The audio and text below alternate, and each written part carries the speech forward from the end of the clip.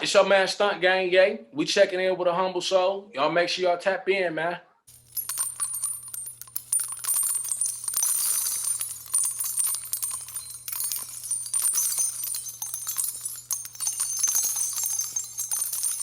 Take us back to the beginning, man, for the people who are not hip to you that subscribe to my channel, you know what I'm saying? Subscribe to the Humble Soul channel. Coming up on 7 Mile, you know, that's a legendary section of Detroit, man. It's a lot of superstars, a lot of legends, a lot of living legends that came up out of that area, man. So talk about that part of the city, man, coming up in that area. You feel me? I didn't stay on 7 Mile my whole entire life. I grew up as a kid. I grew up on 7 Mile in Lasher on the street called Bentler. You know, me and my cousins stayed in the same house together. My mama, my auntie, it was actually 9 of us in the same house. 9 kids, you feel me? So big family, one house, you know what I'm saying? Our whole block was somehow, you know what I'm saying? Everybody was somehow related and shit like that. Yeah. So, you know, it was cool. You know what I'm saying? It was cool. I synced a lot early. For sure. I synced a lot early, you know what I'm saying? Synced a lot of showed me a lot of, you know, a lot of how me and Carrie, they said like a lot of dudes from the neighborhood, they used to shoot the fireworks in the park for the kids. You know what I'm saying? One of my older homies who like an uncle, his girl, her dad would bring ice cream and shit for everybody. So, you know, certain shit I learned early from being over there, you know, the street side of things, you know what I'm saying? So a lot of stuff I learned over there early that I carried on with me when I got older because I wanted to, you know what I'm saying? Seen a lot of the older homies do certain stuff, and I knew like, okay, when I get older, I want to do that. You know, as far as the cars and the fashion and all that, I mean, that speaks for itself. You know, that's the thing with 7 Mile. Like we fresh as hell, like we stay on the fresh shit. So of course that was part of it. But yeah, but I like I said, I grew up over there as a kid. I left, was back and forth other parts of the west side, east side, a city called Oak Park. That's another city I was in and out of all my life. That's across 8 Mile. That's actually the suburbs and shit. So I was in and out of there my whole life, back and forth, really from there to 7 Mile. Then I came back to 7 Mile as a teenager when I got like 16, 17, and I started messing with the other side with my man's B. Your man's, that's the guy who helped you start the group? Yep, that's my guy, man. My guy who died, man. You feel me? That's my right-hand man. I knew B since 4th grade, but we'll get to that, you know, in a couple minutes. So talking about coming up in a household with multiple siblings, single parent household, you had both parents in your life? Single parent household.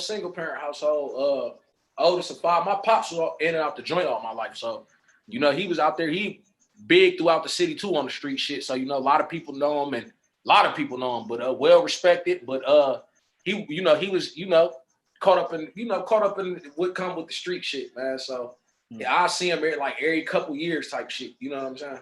Right. So with his absence, you know, in your life, or him just being there periodically or here and there, how did that affect you? Did that cause you to dibble and dabble, you know what I'm saying, in the street life? Or did you pretty much stay on the straight and narrow until you got caught up in your situation? I would say I would say it didn't really affect me. Like, I think a lot of certain stuff was really kind of in the genes. You know what I'm saying? Because a lot of the way he was growing up, I was growing up, and a lot of people used to be like, you gonna do just like that, just like him. A couple months later, same thing. Couple months later, same thing. I will say, I think if he would have been there and you know, knowing him and knowing his, you know, because he ain't to be played with, you know what I'm saying? So maybe if I had that structure in my household, I would have been a little bit more tightened up, and probably, you know, if he would have been on my head, I probably wouldn't have went the path I chose. You know what I'm saying? Wow. But other than that, I really wouldn't say it affect, because I was just, you know, moms did what she could. You know, moms did a good ass job too. You know what I'm saying? We didn't have a lot, but we had. You know what I'm saying? We didn't have like expensive or name brand shit, but we had clothes on our back and the roof over our head. So, you know, moms made it happen. You know what I'm saying? Before you even started dibbling and dabbling with rapping, man, who were you listening to?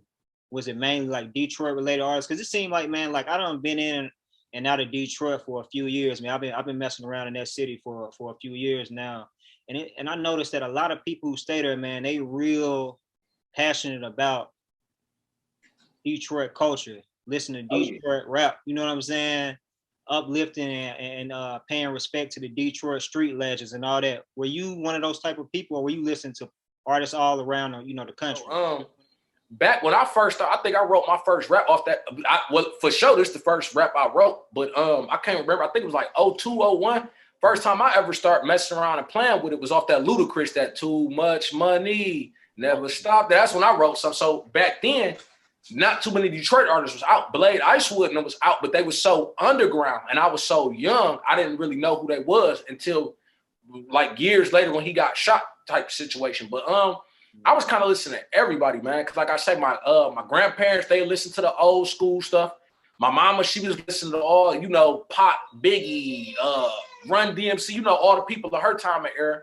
So I was kind of growing up, I kind of listened to everybody. But when I got more so in tune, it was the 50 Cents, the Nellies, the DMXs, the Ja Rule, you know, in that era. So I was mainly listening to the main artists up until, like I say, around like maybe 06, 05, around the time when Blade got killed. That's because, to be honest, you really heard of Blade more so when he got killed. Majority of people, you know what I'm saying? Because, you know, Blade had a lot of money. So, you know, you really didn't used to just see them or know about them. You would see them on TV and stuff like that. They had a show called Turbulence, 7 Mile to Belle Isle and all that. You would see stuff like that. So, but like I said, that was a little right before he got killed and right after he got shot the first time. So I was kind of listening to like everybody up until the end, up until I start seeing people from my, you know, from my city doing it. And that kind of like, you know, like, yeah, like you know, it may be a way I could get up out, you know what I'm saying, and really do this. Because there's people from my city and they used to be, you would watch them on Turbulence and all that. They all in Atlanta with the cars and this and that. So, you know, then that's kind of when I start more so getting hip to the, you know what I'm saying? Did you ever have an opportunity to see Blade Icewood? No. I know he got killed. When Blade got killed, I was like 14, 15. But no, I didn't never get a chance to see him. I met KDZ before. I met Fat Mike, but you know, if you familiar with Street Lords, you know them. I met them at Northland Mall before. You know that Northland, that's the West Side Mall. So you go on Northland, you bumping into everybody back when it was open. But I met some of them before, but I never got a chance to meet Blade. I never got a chance to meet him or see him. Man, everybody I don't talk to, I remember I was chopping it up with Freddie K one time, and I asked him why Blade Icewood was so respected, you know what I'm saying, outside of the money.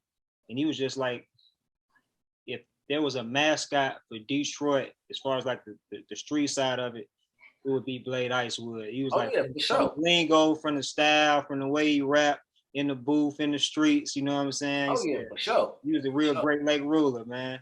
Yeah, oh yeah, for sure, hands down. Blade was the start of a lot of stuff. Cause like I say, Eminem did his thing. You know, you got to get Eminem his props too. But it was you know, that's two different lanes. You know what I'm saying? Shout outs to M. You know, but Blade was more so for us street dudes and you know the dealers and the flossiness and shit like that. So Blade, you know what I'm saying? At that time, Blade kind of gave, you know, showed people the way. You know what I'm saying? Like showed people the way. And then like I say, Blade, you know, Blade was up that cheese.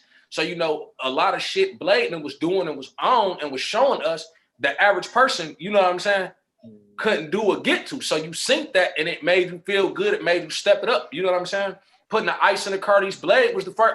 Blade was the first one who did it. He set that trend. You know what I'm saying? Blade set that trend, putting the ice in the Cardi's and just different stuff like that. And then from stuff like that, now you ain't nothing. If you know what I'm saying? For real, if you ain't got no ice in your buffs, they ain't even, you know what I'm saying? So it's like, just certain stuff than just rapping like Blade. Before we was kind of like on a grimy rap side before, you know what I'm saying? Blade came off that floss and flex and rhyme and, you know, really rhyme, you know what I'm saying? And even then, Blade stepped it up because if you listen to old Blade songs, he wasn't really lyrical like that. But as he got closer to, you know, time for him down, he got lyric, you know, start stepping it up, making like real quality songs, you know what I'm saying? And so that showed everybody the way. It kind of set the tone, you know what I'm saying? Like if you rap here or you gonna be a boss here, this the way to do it. You know what I'm saying? Hey man, I can't overlook what you just said about the buffs. You know what I'm saying? Oh yeah. Putting the ice in the Cardis. You know, at one point in time, you could look at something like that and pinpoint it like that's a part of Detroit culture. I mean, you still can say that to this day, but now it's a fad, man. Like it's mainstream. I mean, it's like nationwide. You can see somebody in California, somebody in New York with some Cartiers with some ice in it, man. And you can hear somebody in New York or somebody in I don't know, Chicago, etc., with a Detroit type sound. You know what I'm saying? A Detroit type beat. But talk about that, man. Just that Detroit culture, as far as like the Cartiers and the buffs, and how much people normally dropping on them iced out glasses, man. And how you feel about people, you know, from all around taking you know, bits and pieces of the culture, man. Because at one point in time, it was like y'all was shunned away. You know what I'm saying? Detroit was in his own pocket. Nobody was really messing with him outside of like the commercial stuff like D12, Eminem, Royce the 5'9", stuff like that. You know what I'm saying? Big Sean. Oh, no, most definitely, man.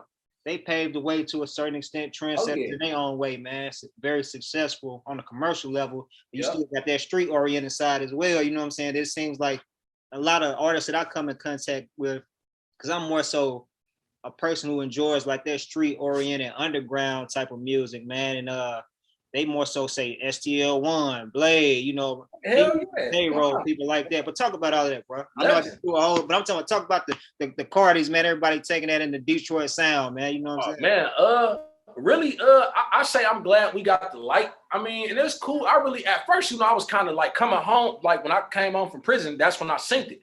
So at first I was kind of like, you know, you had people, because, you know, up here they kill for these. They take these. So, you know, coming from the background I came from, at first it was like, you know, seeing some of the mainstream people like, oh, he, you know what I'm saying? Like, you know, if you would have been here, you know, but he would have got for him. But it was like, I learned to embrace it though, like, you know, because they start, you know, doing like how we was doing. You know, you had people with a lot more money, you know, flooding they buffs even more than what you seen here. You know what I'm saying? It just, you know, at first it took a minute to grow on too, but you know, everybody know who started that. I mean, everybody was wearing Cardis. You know, it was Woods back in the day. You know, Scarface kept a pair, you know, shit like that. Everybody was wearing Cardis, but we really, that was part of our wardrobe. Like I say, you wasn't really shit if you ain't had no Cardis on. You know what I'm saying? Cardis meant a lot, especially back, like now everybody got them, but back then that meant something to have a pair of Cardis. You know what I'm saying? That was like a hood trophy up here. So just to see everybody doing, you know, it's basically putting us on for real. So I don't really knock it. You know what I'm saying? So, yeah. Well, then, let's just transition, bro. From the Detroit culture to you in particular, as far as like with your music. I know you said you did your first rap on the Ludacris instrumental. You know what I'm saying? The rollout. I remember that song, man. Ludacris used to be hard as hell back in the day, man. But man, transition to the Stunt Gang. Like around what time did you really start taking it seriously and building a local buzz? Like I say, growing up, I was kind of like on the wild side. So I used to be in and out of juvenile and jail and shit, but I always rap. So I get into the juveniles in the jail. I always rap. Be out on the yards and in the pods and shit rapping, and everybody always messed with me. So then, like I say, I always was a respected dude, you know, respected cat from the streets to the incarceration. So everybody used to want to network and deal with me. And when I was rapping for people, they'd be like, you know, how can we listen to you? So like I said, I've been rapping for years. I got on wax the first time in 2009. Cause like I said, when I rapped off the Ludacris beat, that was just me writing on the paper and rapping over him rapping. You know what I'm saying? Right. But I got on an actual CD for the first time. We dropped a little nothing mixtape, just playing around with it, but really rapping. But it wasn't really nothing serious. Like one mixed and mastered, nothing was sequenced or nothing. We just made something and just threw it out there. But like around 010, 011, I started taking it serious because I started transitioning from just rapping to rapping about what I was going through. You know, friends start getting killed. A lot of stuff started happening and stuff like that. So I went from just rapping to putting the shit I was going through and dealing with on a daily basis in my music. And so, you know, that's just like how me and you know, I can rap for you now and just be rapping and it won't mean nothing.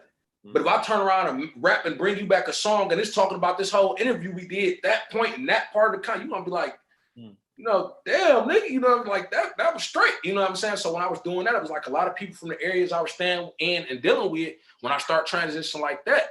And then, like I say, going to jail, I'm in jail for this and I'm rapping about, you know, so they was liking that. So around, like I said, like 010, 011, a lot of they was pushing me, like, you know, you got a MySpace and I ain't have none of that. I just had a Facebook. Right. So they was pushing me like, man, you got to get a MySpace, a YouTube or something. I just said it. I'm like, you know what? I'm gonna do it, you know what I'm saying? So I came home. I was doing like a little county bid, and I came home. I got my OG laptop, my mom's laptop, and I set up everything. I set up a little studio in my back room on some hustle and flow shit, and I just start just putting it out, just pushing, just songs for females, songs about this, so just pushing. And it was like the more I started doing it, I first started sharing it on Facebook and just wasn't really getting no views on YouTube. Passwords and having to start different pages because I got like 4 YouTube pages. And like I said, eventually though, like people start catching wind of it. The older dudes start liking it. The females and the older people, they was really the most important. And then of course the ones around my neighborhood. And that's when I knew it went from just, okay, you can't rap no more. Like now when you present what you present, you gotta talk that shit because now they listening. Now they want to hear it. I remember when I used to rap so much, they ain't even, all right, man, come on, man. I get blow freestyle off every song and niggas, oh, come on, man, we trying to hear to now it's like, man, fuck that. Turn on your shit. You know what I'm saying? Excuse my language, but right. Once I start getting them that feedback, I knew like I gotta take it serious. I can't just be playing no more. Cause like I say, really, I've been with I could have been blue, but like I say, I ain't even gonna say a foot in the music door for real, but I was heavily on the street shit, getting locked up, doing this, doing that. You know what I'm saying? So I really wasn't taking the music. I was taking it serious vocally, but I wasn't taking it serious on the business end. See what I'm saying? Right. Hey man, we're saying all that, you don't mention it multiple times, so I might as well ask. So when it comes to like, your criminal history, like around what age, like what was the kind of some of the first charges you started catching, and when did it get more serious? When it went from juvenile to jail to prison, man? Take us through that.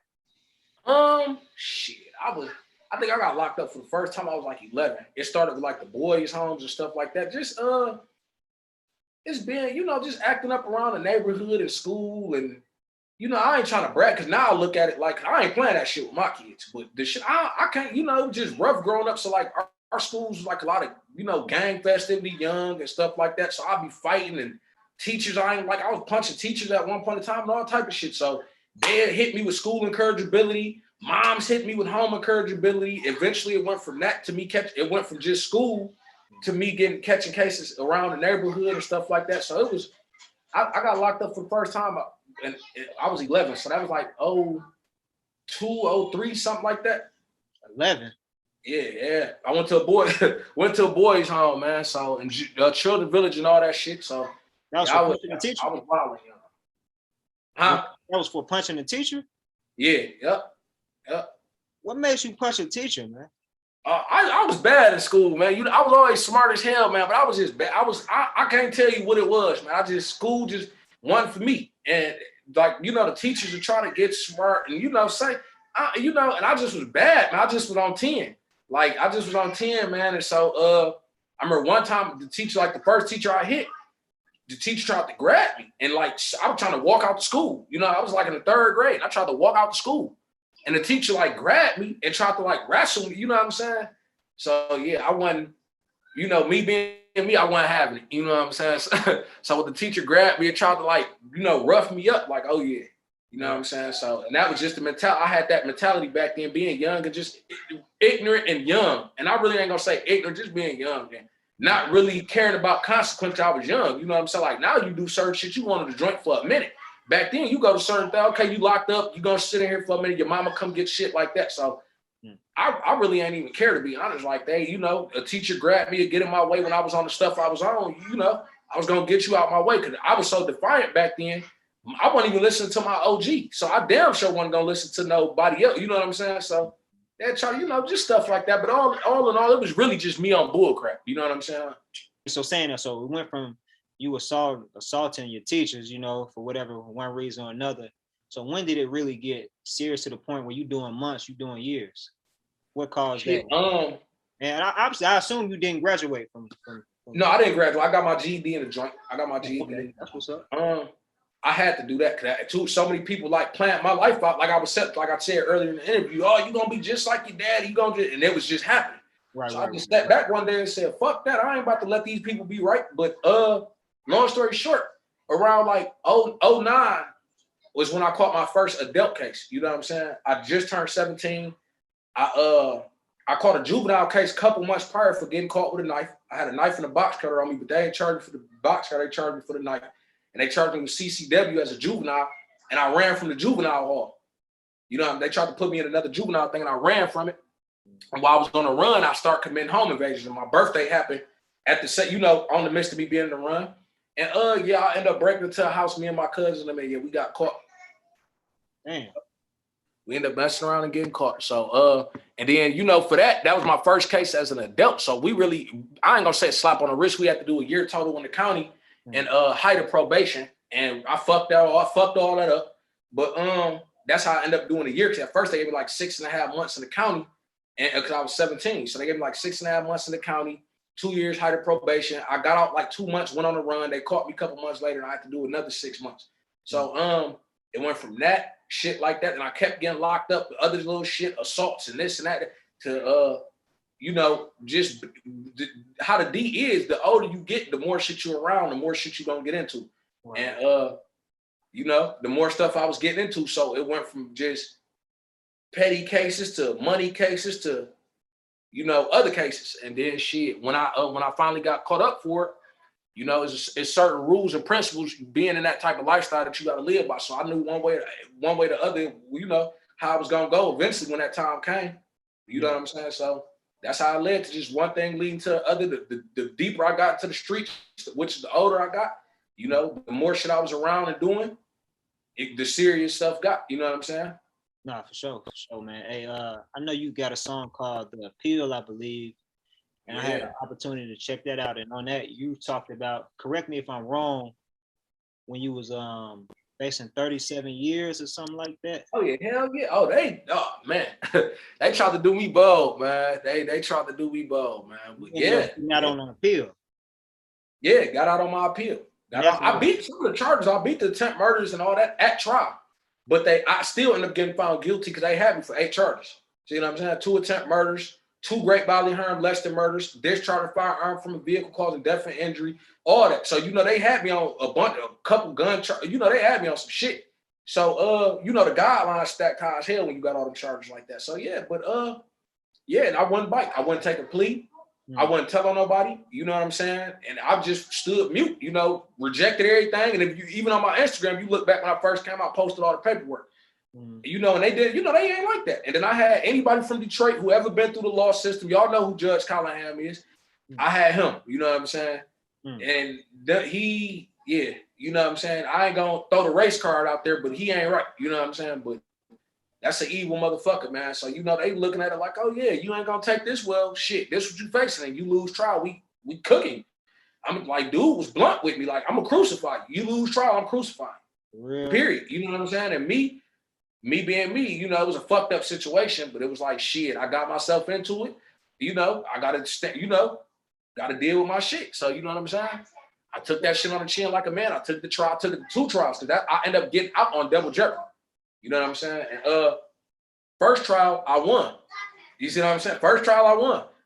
Second trial, when I won, though, they did something called, they hit me with a mistrial after we won, after everything was good. And we think we about to go, me and my co-defendant, because the whole time I'm telling my co-defendant, boy, get out the camera. I didn't even know you was in here. Go ahead. So the first trial, like I say, we thinking everything good. The lawyers come back like, no, they told me it was a mistrial back in the back. A juror said they talked to your co-defendant, because my co-defendant was out on bond. My co-defendant never even had nothing to do with the case. So they just tried to put my co-defendant there. So they like, oh, your co-defendant opened a door, some goofy ass shit. So we feel that's the reason why the jury, some bullshit really, because we won a trial. So they hit us again, all the same charge. They were so stupid. All they had to do was knock off one charge and we would have been cooked. So they charged us again for the whole thing all over again. And we filed a motion right then and there. Like, that's double jeopardy. Y'all can't do that. They weren't hearing it, so they charged us again the whole time, for the whole, all 8 charges all over again. And this time, I beat some of the charges, this time I got cooked on some of the charges though. Instead of knocking them all out the way, I got cooked on some of them. So I ended up getting sentenced to 10 years because once I beat a lot of the charges, my guidelines went down. So I ended up getting sentenced to 10 to 15 years, and I did 3 waiting on my appeal to kick in. Now, okay, so you was talking about just the judicial process and how everything went in court, but I mean, I assume this is all behind you. Are you at liberty to talk about the actual situation that happened that led to that? Yeah. You said, can I talk about the actual situation? Yeah. Like I can. I ain't gonna speak on, because how the city is, man. You know how stuff be. But I mean, a lot of people already know what was up anyway. But to sum everything up, and it was a situation where my family was put in harm's way, and I don't fuck with my people. Simple as that. I'm the man. I'm the oldest. You know what I'm saying? Ain't no poxing them around like that. So, like I say, you mess with my family, and that's any man, white, black, yellow, green, So, and I'm one of them type of dudes. You ain't gonna do nothing with my family without seeing me behind it, or my people. Anybody that I love. You know what I'm saying? And that was the situation. It was a situation where my family was put in harm's way, and I went to see about it. You know what I'm saying? And just to sum it all up and to not say too much, you know what I'm saying? And me being naive from all the shit I was out there doing, getting away with, you know what I'm saying? Nobody telling nobody nothing. I'm thinking, you know what I'm saying? But no, man, it went a whole nother way that time, man. You know what I'm saying? You feel me? People weren't gangsters. They said they was, you know what I'm saying? And if you read the point, catch the lines of that, you know what I'm saying? Okay, so somebody cooperated against you. Yeah, and there wasn't nobody on my camp. You know what I'm saying? It was all of them. You know what I'm saying? It wasn't nobody else. Wasn't no regular witnesses. No nothing. It was all all of them, man. So it was crazy, man. Yeah. Well, I guess it's a blessing because that's not the norm, man. People to come home on appeals. That's not like the norm, man. So if you could make it out like that and get that time back, I mean, I don't know if the heck goes off to your lawyer, man, whatever the case may be, but you gotta say it was a fight, man. And to be honest with you, I didn't have no faith. I didn't have no faith at all. I'm like, man, because I'm in there with people, and don't get it twisted. I seen people getting out in there after doing 36 years, like 50 year day appeals, just now kicking in the Innocence Project and shit. Cause I went through it all. Right. Like I did the Michigan Innocence Project. I filed my appeal. We reached out, like tried to have a petition, had a petition, like one of my relatives that's in the church. Like it was like we tried every outlet. Cause like I said, I had my oldest two at the time. So I'm like, man, I'm not about to, you know what I'm saying, sitting there. If I had to, I had to. But I'm like, I'm not about to sit in it, for some, for some shit that came to me and mine. You know what I'm saying? I'm like, I'm gonna try every avenue. So while most niggas was in the joint, gang banging and doing, following the prison politics, I was in there in my books, man. I was law library. Like the lawyer, he did his part, but I was in there sending my OG here, send a lawyer this, tell him look up this case and put that case on my appeal. So I took it real serious. And then, like I said, we fought, you know what I'm saying? We fought it, and sure enough, with the Court of Appeals. See, that's the problem too. Most people don't get out within the Court of Appeals. They get out with the Supreme Court, or they do that habeas corpus, right? Which is like the last step. I got out with the Court of Appeals. But like I say, if you knew the case, it was an open, double jeopardy is double jeopardy. You can't deny that. You know what I'm saying? We won the trial and y'all came back and charged us again with this. So really, like my lawyer said, he like it's an open and shut case. You know what I'm saying? Right. He like, all you got to do is really just sit here and just wait for the process. But I still wasn't hearing that. I was seeing so many people losing their appeal, bunkies who doing life sentences, losing. And so I'm like, man, I probably ain't getting that shit, man. But I'm like, I'm going to still do it and try every avenue until there's nothing left. At least I feel better as a man knowing I fought my fight rather than I just took my time and knowing they played me and I just took the time. I feel you. I mean, so saying that, bro, like, what would you say? I mean, I understand you sound like you a very, very like loyal, strong-minded, strong person. You know what I'm saying? Well, was it ever a time in prison, you know what I'm saying, where you felt like fearful, of your life or your safety? You know what I'm saying? What's one of the craziest situations? No, hell no. Prison ain't nowhere. I was in level 4, man. One of the worst two in Michigan, we got level 1, 2, 4, and 5. We don't have a level 3. Level 4, when if you got a reputation like a legal reputation, or you got a certain amount of years or a certain amount, you go to level 4. That's where the gang bangings, the stabbings, and that's where it's going down at. I mean, when I first came in, my first prison was called Bellamy Creek. So I spent a year in the county fighting my case. That's all I heard about. Niggas coming in on writs and coming to fight other cases. Bellamy Creek popping and they rioting. And so they used to call it Bloody Creek. So I get sent to prison. I'm in the main prison before they ship you out to your prison. They tell me I'm going to Bellamy Creek. So I'm like, man, damn. You know what I'm saying? Like the one that's the pocket of anything, I want to do something cool and laid back. They sent me there. And you know, I mean, I wouldn't say fearful because like I'm one of them type of people, like I'm gonna get with the program. You know what I'm saying? I didn't stay in some of the, you know, the best areas growing up. You know what I'm saying? I didn't hang around some of the best people growing up. So, you know, certain shit I'm not shocked. I'm not, you know, I'm used to it. So I just told myself, well, I'm gonna be all the way honest with you. I told myself like the first amount of money I'm about to get me a knife. You know, just like in the streets, if you move into a hood that's cracking, you'll get you some protection. I'm gonna get me a knife and the shit. The first person who tries something, I'm gonna set my example. But it didn't even go down like that, man. I got in there, I kept to myself. You know, when I first walked in, though, take it back. First walked in like big lumberjack looking white dude. I'm talking so mind because I'm hearing all this leading up to it. I walk in, big lumberjack looking white dude. I'm talking big. You wouldn't even a person when you would think like ain't nobody about to try this big motherfucker. Came in, shit split all open. So I'm like, man, damn. I'm like, oh yeah, I'm definitely getting my shank soon. First 50 touch my, you feel me? I'm like, they tried him, they for sure gonna try me.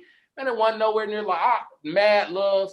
I'm trying to look, I pop it so many people. And if you look on my Insta, I still share my JPay messages, man. I walked in there, cause like I said, I'm just me, man. I don't try to be too tough. I don't try to be loud and be all in people. If I just do me, I respect everybody. So, you know, you get respect more like you're going to get respect. I kept to myself. I didn't gang bang. I didn't gamble. I come out there, hoop every now and then. So, you know, they respected. I stayed out the way. Don't get it too. I had 2 fights in there, though, you know. But I stayed out the way, man. I was like I say, I had to prepare myself when I seen certain shit and hearing about the joint I was going to. I heard about it so much. So, but it wasn't even like that, man. It wasn't even like that. I went there, like I said, I had good times, met some real solid dudes. I was in there with one of Big Meech's homeboys, you know what I'm saying? Free him. I was in there with a lot of dudes, a lot of seen people I ain't seen in years. And it was like, and I know it's gonna sound crazy, but besides the part of me being took away from my family, that was fucking with me. I had a good time in the joint, man. Like big cook-ups, big ass rap sessions, big ass basketball games, like working out. Like we had fun. I had fun there. Getting tattooed and you know, I had fun. I didn't have a bad time in prison. Even my 2 fights, I didn't, you feel me? It was shit, I had fun, you know what I'm saying? I got my shit, you know what I'm saying? I ain't gonna say fun like I don't know ignorant stuff, but it was like fun, more so fun as in I made the best of the situation I was in. You get what I'm saying? Like I didn't go in there, I'm about to go in there and cuss the guards out and be in the hole for 7 months and then complain how bad prison is. Or I'm about to get into gang violence and complain how bad because you brought that on yourself. Right. You know what I'm saying? If you go in there and you chill and you do you ain't gonna have to deal with that, so to make your bit a little bit more easier. And that's what I did. My bit was straight. You know what I'm saying? I went there, I was chilling. I met a lot of people, linked up with a lot of people. Everybody respected me. I respected everybody. Like I said, I got in 2 fights, but that was, no matter, you're gonna be, that's prison. It's like the hood. You can be the coolest nigga. You gonna fight at least once or twice, Yeah. But other than that, I wasn't fearful. It was what it was. You feel me? Yeah. I guess maybe I should have said like, what's the craziest thing you saw in there? But even you just seeing that big dude with his face slash like that. I seen somebody get killed in there. I seen some shit in there. That was my first day. My first month, it was a riot. It was like 3 riots. My first day, like I said, the big lumberjack looking dude, he came in, head all bust open. My first month, and it was crazy because the riot I'll never forget because it popped off on my second oldest son's birthday. I was mad because I couldn't use the phone. It started with a stabbing out there on Big Yard, and then it just every time the doors broke to go eat, to go to yard, they popped off. And I was in there with some other people from around the city. I ain't gonna put them out there or nothing, but you hear about them through a lot of Detroit rappers. Yeah, they was involved in that shit. So I was seeing a lot of them like, man, what the fuck they on? You know what I'm saying? Fuck they on this goofy shit, because they had a name. Right. I'm like, and they was, some of them was rapping and shit. You know what I'm saying? I'm like, y'all probably trying to get to the street. You know what I'm saying? Right, so like I said, I just sat back and watched. But I seen the dude get killed, and it was crazy because the guards killed him. And this ain't like they shot him in the head with the taser in the pulse. I seen a dude get killed. I seen hella stabbings. You feel me? Fight, all type of shit. I seen some shit, big ass knives and shit. So yeah, it was crazy, man. It was crazy. Big Debo looking people who who you wouldn't think. I done see, who you would think they running stuff. I done seen some niggas like that get hold. You know what I'm saying? So it like changed my outlook. And I done seen some little dude, cause I'm a short nigga. I done seen dudes shorter than me run the yard. You know what I'm saying? Little people who you would think if you see them like, oh yeah, they getting their shit took in prison. No, if they run the yard, and you better not touch them because they're gonna go there and they're gonna have people that's gonna go there with them. So it definitely ain't what a lot of people think, man. But I for sure seen some shit, man. From as a violence to the way the law do you, to keep you, keep you on your shit, man. Do you feel like you got PTSD from that experience? Like you feel traumatized? From prison? I wouldn't say from prison. I'll more so say from the law, the way the law did me, because now I know the slightest thing, and then I punched my prosecutor during my trial. So that was another thing I forgot to throw in there. So you assaulting school teachers, you assaulting I punched my prosecutor, prosecutors, man. Yeah, I punched my prosecutor, man. He was just lying on me and doing man. You asking for them years, man. No, if you can say that, but see, I was minding my business, and then I ain't trying to sound tough or nothing like that. It's just I got a problem of being. I guess it's a short man complex, so I can't let nobody play me.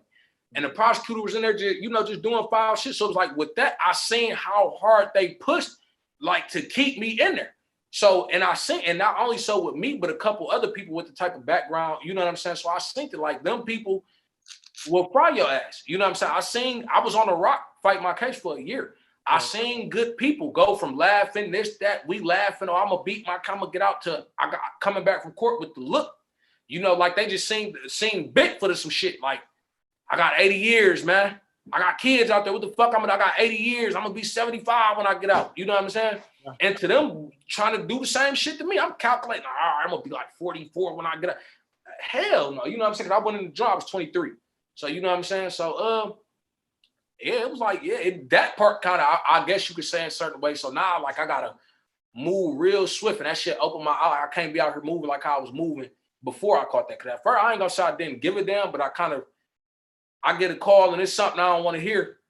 You know what I'm saying? So now I can't just move like that, because now I know a situation could turn out like last time, and this time I know how they're gonna play it. They're gonna make sure ain't no loopholes left in the case. If they want to see me do that 37. If I don't take that plea, they're gonna make sure they're gonna make sure ain't no escaping it. So so I would say that. But nah, as far as prison, nah, hell. Just on your P's and Q's more. You're thinking before you act now. Yeah, for real. Yeah, being more wise. So even saying that, so you get out, you get back on your music tip, then your right-hand man, the guy who you started everything with, passes away. And I believe you said like a week later, who I didn't even know you had ties with, BandGang, Jizzle P, man. You know what I'm saying? That's my little dog, man. So talk about that, man. Just that whole experience. You getting over that hump, you know what I'm saying? Getting over that tough time, getting your freedom, man, getting out on appeal, which is not normal. And then you get hit by both of those situations, man. The shit's so crazy because I'm gonna run down the whole story. My guy B, that's my childhood friend since 4th grade. Me and him knew each other for years. That's my guy. I met Jizzle P and Jizzle P brother through my dog B. Like I say, on the west side, you know how I be, on your side of town, whoever rough gonna be with the rough crowd. So Jizzle P's big brother used to hang with my entourage. He was on the tip me and my dog B was on. And him and B, when my dog B ended up leaving the school we went to and going to another school, him and Jizzle P brother met. You know what I'm saying? And then that's when I got introduced to him maybe 2 years later. So, Aaron, his real name Aaron, he was young for a while. So, it was really just so me and his brothers and them. But Aaron was little, what up, nigga? Come through, seeing was good, boy, you know what I'm saying? But as he got older, stuff started to change. But it was crazy because my dog B, going back to all of that, my dog B, he held it down harder than some of my family did. That's my right hand, that's like my brother. We did everything together, you know what I'm saying? We did it all together. He was actually supposed, when I caught my case, you know what I'm saying? He was there, you know what I'm saying? But so it fucked me up because he was so anxious for me to come home, and I come home, and 2 years later you die. 2 years. We didn't even get the chance to do what the fuck we planned to do. We just started. We just went up there, copped this new pair of buffs. He copped his, I copped mine a month later, because that's what me and my dog B we did. We motivated each other. We pushed it. We pushed each other. We kept each other on our P's and Q's. So yeah, man, just getting back out, because I ain't gonna lie, the case, it kind of took a toll on a lot of people. That case did, because I say, I'm one of the, I was like the piece to the puzzle out here with a lot of shit. And when I got locked up, my dog B, he lost his dad, his granddad, one of the older homies, RIP my dog O. My dog O, he took my dog B under his wing. You know what I'm saying? When all his people died. O got killed, and then B cousin Rich was another older homie from the hood who stepped up. He got killed. So now it wasn't really nobody left but me on my dog B in. So when I was in the joint, it was like you know what I'm saying? Like my dog had tears in his eyes when they read that verdict. So I knew it hurt. So for me to come home, he was happy as hell. Even when I lost faith, he'd be on that phone, you coming home. Him and my mama, you coming home. They wasn't hearing that shit. You coming home. You coming home. And for me to come home, he was happy as hell. So yeah, he came home and we had to get a lot of shit back in order. You know, we got a lot of shit back in order, but we had to get back on our feet. Like I had to handle business. I came out with that. You know, he was still cruising with the free world. Right. I was on that prison time. Like I gotta go. You know what I'm saying? So I kind of pushed that on him. You know what I'm saying? So it was like right when he got back into that, that's when he died, man. It was just a fucked up situation. And then Aaron with Jizzle P, his real name Aaron, with Jizzle P, me and him was locked up at the same time. I caught my case first. And it's funny, I seen Jizzle P last time I seen him on the mile, 7 miles south. He didn't even know I was gonna run because I wasn't telling nobody. I actually thought Jizzle P was one of the niggas one of the niggas from the situation. I heard somebody screaming my name and hanging out the car window. I done ducked behind the car and fuck is that? You know what I'm saying? He pulling, what up, nigga? It's him and his brother. So I'm chopping up, but I ain't telling him I was on the run. I ended up getting locked up maybe 2 weeks later. I'm in there. They said he got locked up. So I'm like, damn, you know what I'm saying? I come home. He ended up coming home. You know, we chopped it up a couple times on the ground.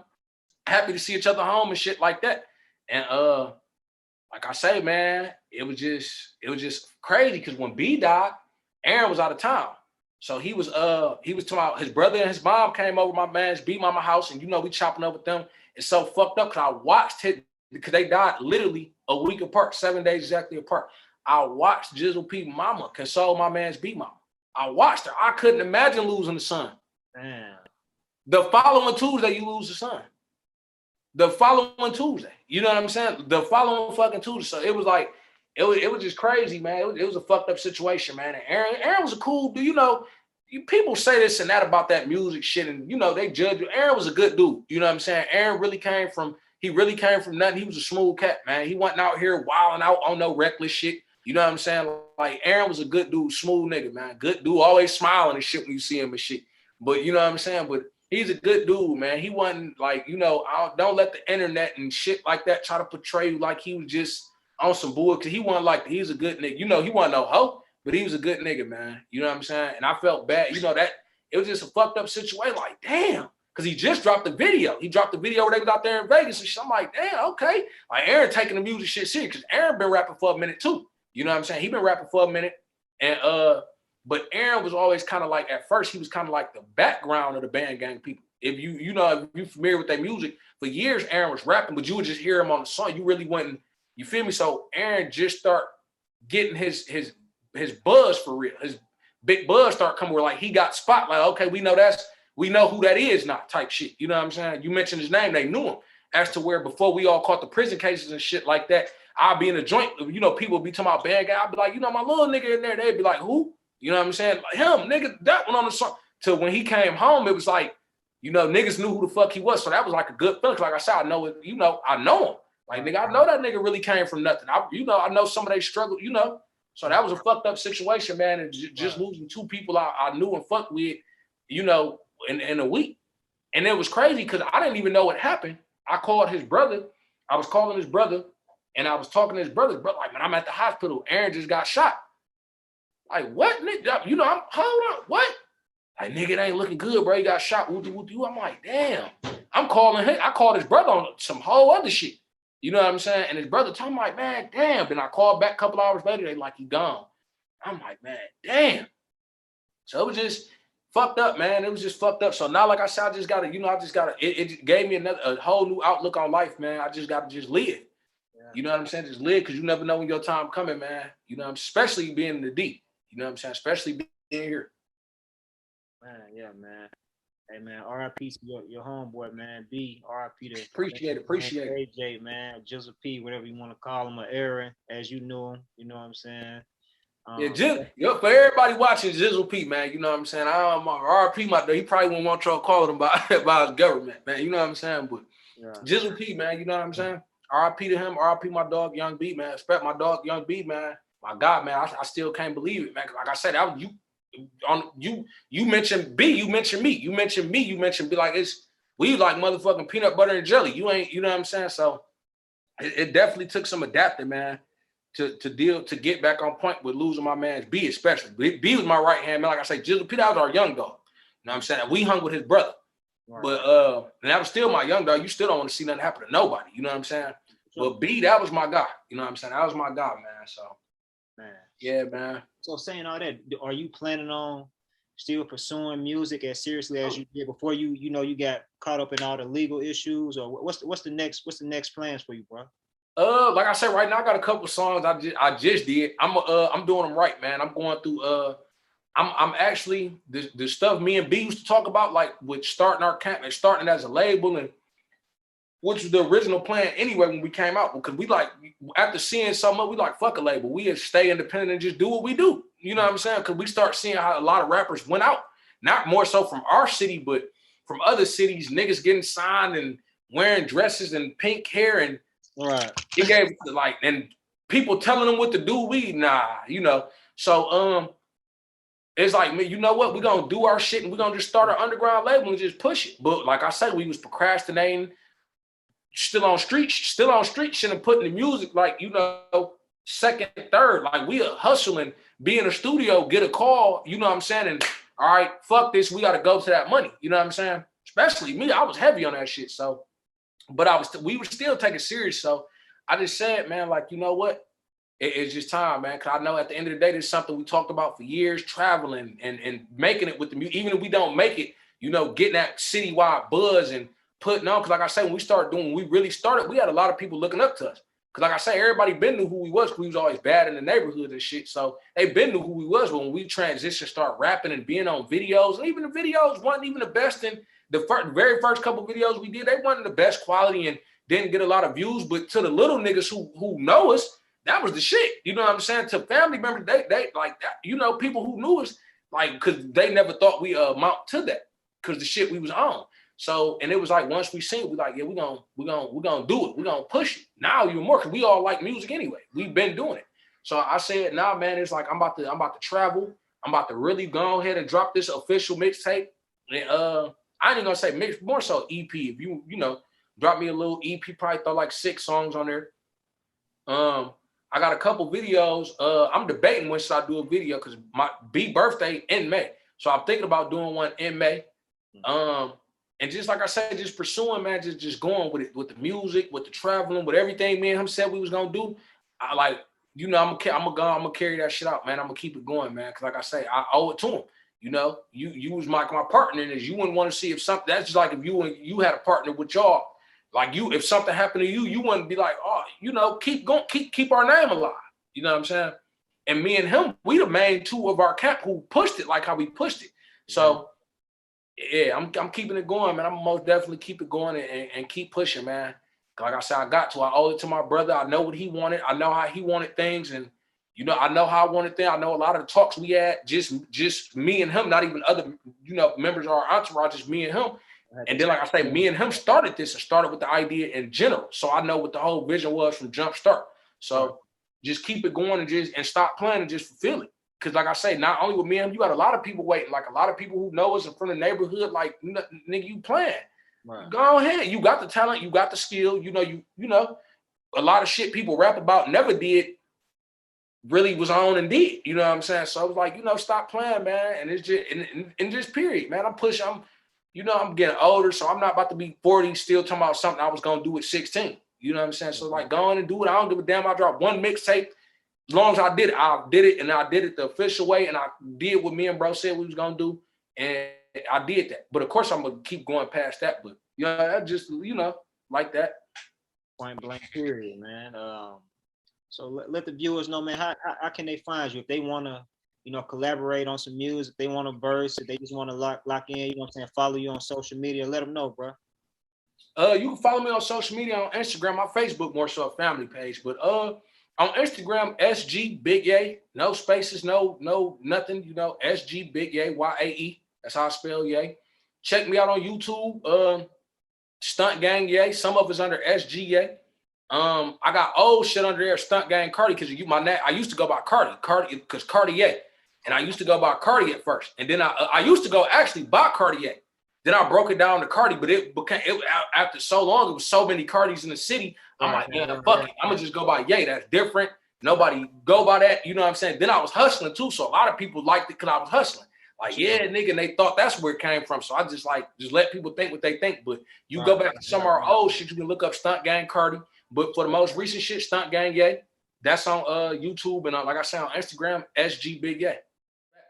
I said, if I ain't the man to tell me who the fuck else is, long as I hit, I ain't concerned with who the fuck else did. I was gone for a minute, had to knock out a bid. I'm still riding around with shit that'll knock out a rib. My main bitch keeps some heels on with her toes out. All I do is multiply whenever the load out. Stunt Gang, the Taliban. You know what my bros about. The only ones that get fed is the ones with closed mouths. You rapping ass niggas funny. Can't get a verse from me. Let a nigga try to jump me. Turn him to a mummy. Walking around here looking hungry. Boy, don't be a dummy. Fuck around a nigga bump me. Turn him to a mummy. Boy, I get my hustle on. I hear that money calling. I keep all my brothers crispy and all my sons be balling. Like a parent, I was there. I seen my niggas falling, so I put them on their feet and catch them if they falling. Loyalty would kept me eating when I was in prison. Caught this case with all my niggas, but they free because I ain't snitching. Talking down on me, I send them on a mission. Hand cannons and choppers to hit your ass from a distance. Fed bound like that nigga Rio Grande mixtape.